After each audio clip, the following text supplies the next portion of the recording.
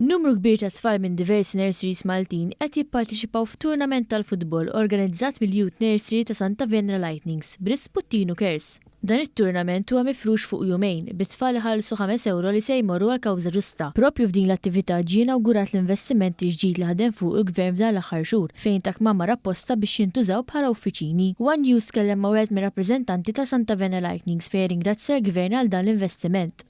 Għallajnuna li sibna min-naħa tal-Ministeru tal-Irrigazzjoni, b'mod speċjali mill-Segretarju Parlamentari Kit Azzoparditanti, fejn għandna dawn il-kmamar illi peress li għaw isfel huwa tal-education, ħafna mill-kmamar huma użati minn nies tal-education, allura ma kenniex dak l-ispazju peress dejjem qed nikbru fejn aħna nmenu nista' jkollna uffiċċju u stor. Preżenti għal din l-attività kien hemm is-Segretarju Parlamentari responsabbli miż-żgħażagħ ir-riċerka u l-innovazzjoni Kit Azzoparditanti. Bħala gvern permezz tal-iżvilupp u l-innovazzjoni fil-komunità aħna nfittxu li ngħinu lil laqdiet mhux governattivi kif ukoll dawk volontarji, mhux l-inqas il-football nurseries. Nafu u nirrikonoxxu kemm dawn laqdiet bħalma hija n-nursery ta' Santa Venera jagħmlu ġid fost il-komunità. Għalhekk permezz ta' qotjiet finanzjarji bħalma hu dan il-każ inawgurajna llum qed naraw dawn l-uffiċini ġewwa l-ground ta' Santa Venera.